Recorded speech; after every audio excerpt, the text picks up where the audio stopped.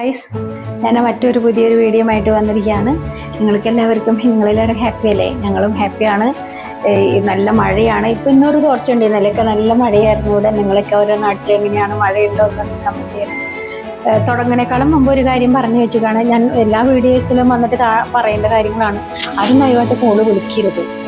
വിളിച്ചാൽ ഞങ്ങൾ എടുക്കില്ല. ഒത്തിരി ആളുകൾ കോള് ചുമ്മാ വിളിച്ചുകൊണ്ട് വിശേഷങ്ങൾ ചോദിക്കാനും എവിടെ എന്ത് ഇതെന്ന് പറഞ്ഞുകൊണ്ടിരിക്കുക. ഞങ്ങളൊരു വീഡിയോയിലെ കാര്യമായിട്ട് ഞാൻ വന്ന് പറഞ്ഞിട്ടുണ്ടായിരുന്നു. ഗായ്സ്, നിങ്ങൾക്കൊക്കെ അറിയാലോ. അതുപോലെ നല്ലവരായ ആളുകളുണ്ട്. ഇതുപോലെ ഒരു കോള് വിളിക്കാത്തൊരു മെസ്സേജിൽ വിശേഷം ചോദിക്കുന്നവർ നമുക്കങ്ങനെ അവർക്ക് റിപ്ലൈ കൊടുക്കാൻ തോന്നും. ഇത് ചുമ്മാ വിളിച്ചിട്ട് കഥ പറയാനും മറ്റേ വേറെ എന്തെങ്കിലും ഉദ്ദേശത്തിൽ വിളിക്കുന്നവർ ദയവായിട്ട് പോകും. ഞങ്ങൾ എടുക്കില്ല. പിന്നെ ഞങ്ങൾ തോരെ വിളിച്ചുകൊണ്ടിരുന്നാൽ ഞങ്ങൾക്ക് ബുദ്ധിമുട്ടാണ്. ഞങ്ങൾ ചിലപ്പോൾ ഞങ്ങളുടെ നമ്പറൊക്കെ ബ്ലോക്ക് ചെയ്യേണ്ട ഒരു ഗതികേട് ഞങ്ങൾക്ക് വരുന്നുണ്ട്. അത്രയും ആളുകൾ നമ്മൾ നേരം പോക്കിനെ വിളിക്കുകയാണെങ്കിൽ ദൈവത്തോർത്ത് നിങ്ങൾ എന്നെ ശല്യം ചെയ്ത് വിളിക്കാൻ നിൽക്കരുത്. ഞങ്ങളിങ്ങനെ ജീവിച്ചു പോകട്ടെ. ഞങ്ങളുടെ ഒരു ഹാപ്പി ഇതാണ്, ഞങ്ങളൊരു സന്തോഷമാണ്.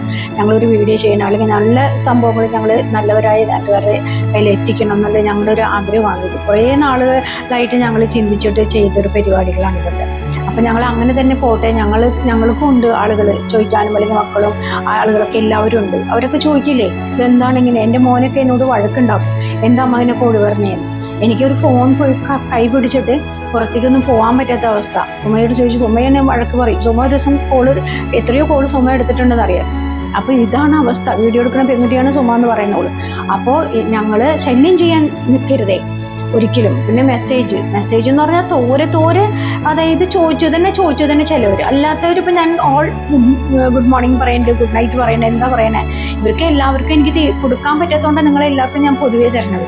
അപ്പോൾ അതിൽ നല്ലവരായിട്ട് എൻ്റെ ഫോളോവേഴ്സ് എനിക്കറിയാം. എനിക്ക് നല്ലവരായിട്ട് ഒരുപാട് ആളുകളുണ്ട്. ഇപ്പോഴും പുതിയ ആളുകൾ വന്നുകൊണ്ടിരിക്കും. അവരൊക്കെ എന്നെ നോർമലി ആയിട്ടാണ് എന്നെ മെസ്സേജിൽ ചോദിക്കാറുള്ളൂ. അല്ലാതെ ഫോൺ വിളിക്കാനോ എന്നെ ശല്യം. ഒരുത്തന്നെ ഇന്നലെ തുടങ്ങി വിളിച്ചിട്ട് ഇന്ന് രാവിലെ ഞാൻ അവിടെ സത്യമായിട്ട് ബ്ലോക്ക് ചെയ്തിട്ടുണ്ട്. ഇതാണ് അവസ്ഥ.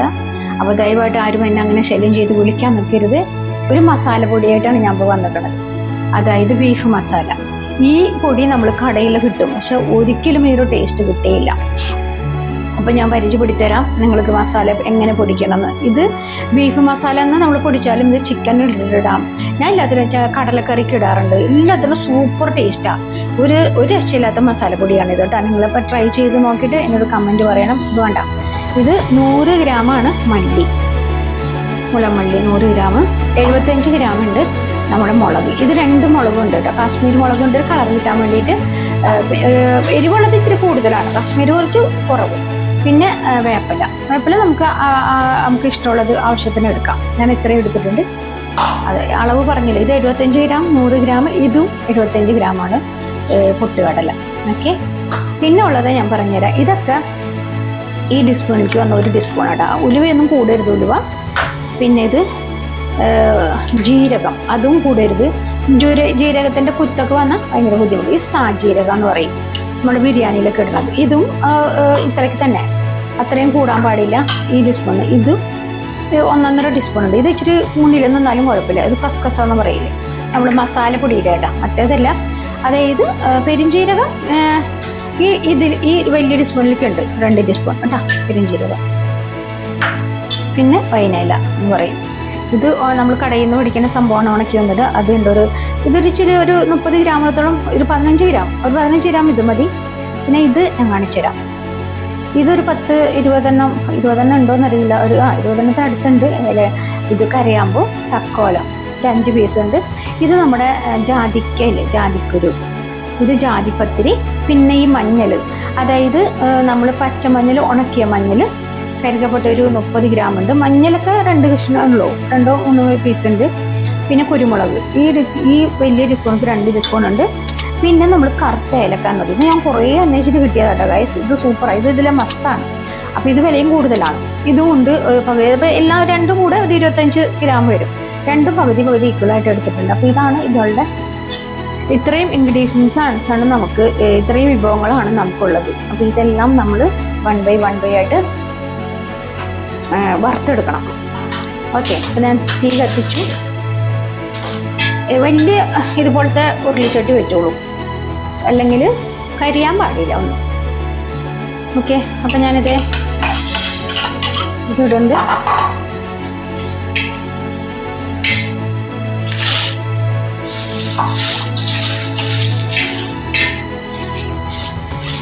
ഇതെല്ലാം ഒന്ന് ചൂടാകുമ്പോഴാണ് ബാക്കിയുള്ള ഇതെല്ലാം നമ്മൾ ഇടാം. നല്ലോണം ചൂടായി കഴിഞ്ഞിട്ട് പിന്നെ തീ കുറച്ച് വെച്ച് ചെറിയ തീയിൽ വറുത്തെടുക്കണം. നല്ലപോലെ ചൂടാവണം. ചൂടായി കഴിഞ്ഞാൽ പതുക്കൊന്ന് തീ കുറച്ച് വയ്ക്കുക. ഇത് നമ്മൾ പൊട്ടുകടല ഇതും കൂടെ ഇടുന്നുണ്ട്. ഇന്ന് നമ്മൾ വേപ്പിലയും ഇട്ടിട്ടുണ്ട്. അതും ഒരു സെക്കൻഡ്, ഒരു 2 സെക്കൻഡ് കഴിഞ്ഞിട്ട് ഇനി എല്ലാതും നമുക്ക് ഒരുമിച്ച് നമുക്ക് ആഡ് ചെയ്യാം. ഓക്കെ, ഒരു 2 സെക്കൻഡ് കഴിയട്ടെ. എന്നിട്ട് നമുക്ക് മൊത്തം ഞാനിപ്പോൾ കാണിച്ചു തരാം. അപ്പോൾ നിങ്ങൾക്കിപ്പോൾ മനസ്സിലായില്ലേ? ഫസ്റ്റ് നമ്മൾ മല്ലി ഇട്ടു, പിന്നെ മുളക്, പിന്നെ അത് കഴിഞ്ഞിട്ട് നന്നായിട്ട് ചൂടായി കഴിഞ്ഞിട്ട് പൊട്ടുകടല ഇട്ടു, പിന്നെ നമ്മൾ വേപ്പില ഇട്ടു. അത് കഴിഞ്ഞിട്ട് ഇവരെല്ലാം ഒന്ന് ചൂടാവട്ടെ. വലിയ ഉരുളിച്ചട്ടി ഇതുപോലെ വേണം കഴിച്ച് വൈനെല്ലാം ഇട്ടു. പിന്നെ ഇതിൻ്റെ എല്ലാം നമ്മൾ തക്കോലം, കുരുമുളക്, ഏലക്കായ, ജാതിപത്രി, കരയാമ്പൂ, കടുകപ്പട്ട ഉണ്ടാകും. എല്ലാം ഒരുമിച്ചിട്ടാൽ മതി. ഒറ്റയടിക്ക് കഴിഞ്ഞ് പിന്നെ ഉലുവ ഇട്ടും ജീരകം ഇട്ടു. ഇതൊരു 1.5 ടീസ്പൂൺ മതി. സാജീരകം അധികം കൂടാൻ പാടില്ല. ഒരു 1.5 ഇട്ടാൽ മതി. നല്ല ജീരകമില്ല, അതൊരു 1 ടീസ്പൂൺ മതി. ഇതിൽ മറ്റത് 1.5, ഇത് 2 ടീസ്പൂൺ. അപ്പോൾ മൊത്തത്തിൽ നമ്മളിപ്പോൾ എല്ലാം ആഡ് ചെയ്യും. വേണ്ട നന്നായിട്ട് കാണിച്ചു തരാം. നോക്കിക്കോളൂ. ഇപ്പോൾ എല്ലാ സംഭവം അപ്പോൾ അത് ഒരു 2-3 സെക്കൻഡ് കഴിഞ്ഞപ്പോൾ, അതായത് മല്ലി, മുളക്, കടലപ്പരിപ്പ് എല്ലാം ഇട്ടിട്ട് വേപ്പിലിട്ട് ഒരു 2-3 സെക്കൻഡ് കഴിയുമ്പോഴാണ് ബാക്കിയുള്ള ചെറിയ ഇതുകളെല്ലാം നമ്മൾ ഇട്ടത്. ഇപ്പോൾ നിങ്ങൾ കണ്ടതല്ല. ഇങ്ങനെ ഈ സംഭവം പൊടിച്ച് ഞങ്ങൾ വെച്ച് കഴിഞ്ഞാണ്ടല്ലോ ഒരു രക്ഷയില്ല കേട്ടോ.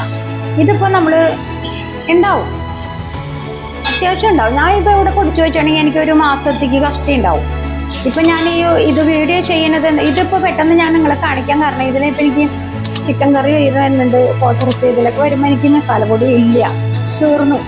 അതുകൊണ്ട് തന്നെ ഞാനിപ്പോൾ ഇതിനെ ഞാൻ കാണിക്കുന്നത്. ഇതിലിപ്പോൾ മഞ്ഞളുണ്ട് കേട്ടോ. ഇതിനകത്ത് മഞ്ഞൾ ഇട്ടിട്ടുണ്ടായിരുന്നു, ജാതിക്കുരു ഇട്ടിട്ടുണ്ടായി, ജാതി പത്തിരി ഇട്ടിട്ടുണ്ടായി.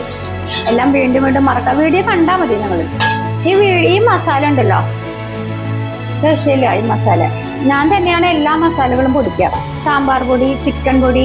അപ്പോൾ ഇത് നന്നായിട്ടൊന്ന് വറുത്തിട്ട് ഞാൻ കാണിച്ചു തരാം. ഗായ്സ്, ഇതേ നമ്മൾ കണ്ട ഇതിൻ്റെ പാകം അറിയണമെങ്കിൽ നമ്മൾ വേപ്പിലേൻ്റെ ഇലയില്ലേ ഇതിങ്ങനെ പൊടിച്ചു നോക്കാം. പൊടിയിലേണ്ട എല്ലാം അപ്പോൾ പാകമായിക്കൊണ്ടിരിക്കും. ഇത് റെഡിയായി. അപ്പോൾ ഞാനിത് നിങ്ങൾ കാണിക്കാൻ വേണ്ടിയിട്ടാണ് ഇത് വേണ്ട.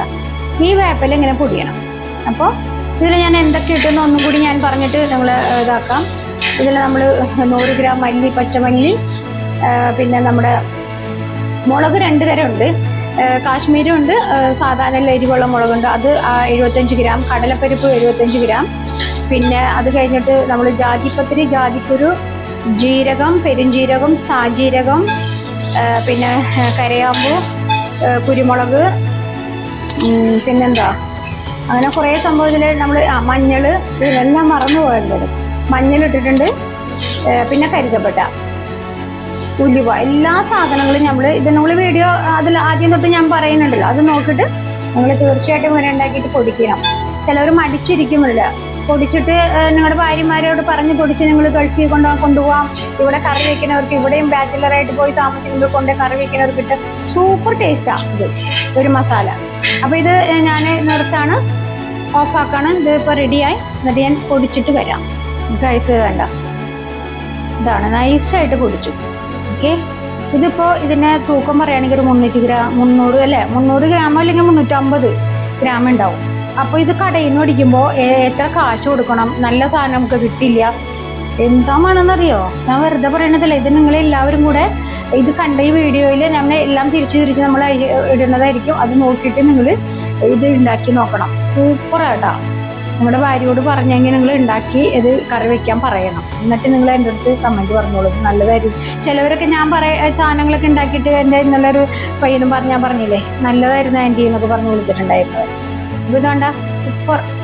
ഈ മസാലപ്പൊടിക്ക് വെച്ചിട്ട് ഞാൻ ഇനി ചിക്കൻ കറി ഫ്രൈ ആയിട്ട് ഉണ്ടാക്കില്ലേ, പോത്തിറച്ചി ഫ്രൈ ഇതിലിടാം, പോർക്കിറച്ചിയിലിടാം, കടലക്കറിക്കിടാം, ബീഫ് കറിക്കിടാം, എല്ലാ കറിയിലും ഇത് യൂസ് ചെയ്യാം. ചിക്കൻ മസാല പൊടിക്കണമെന്നേ ഇല്ല, പക്ഷെ എന്നാലും ചിക്കൻ മസാല എനിക്ക് ചിക്കൻ മസാല പൊടിച്ചിട്ട് വലിയ ടേസ്റ്റ് തോന്നില്ല. ഈ മസാല ഒരു രക്ഷയില്ല, ബീഫ് മസാല. ഓക്കെ, അപ്പോൾ ഇത്രയും നമുക്ക് കോണ്ടാക്ട് ഇവിടെ കിട്ടി. ഇത് എനിക്ക് ആവശ്യമുണ്ട്, ഇനി നിങ്ങൾക്ക് ഓരോന്നോരോന്നും കാണിക്കണമല്ലോ, അതുകൊണ്ട് ഞാൻ ഇത്തിരി ആദ്യം പൊടിച്ചതാണ്. അപ്പോൾ ഓക്കെ, ഞാൻ വീഡിയോ വൈൻഡപ്പ് ചെയ്യാണ്. ഇനി നല്ലൊരു വീഡിയോ ആയിട്ട് അടുത്ത് തന്നെ വരുന്നതായിരിക്കും. Okay, by.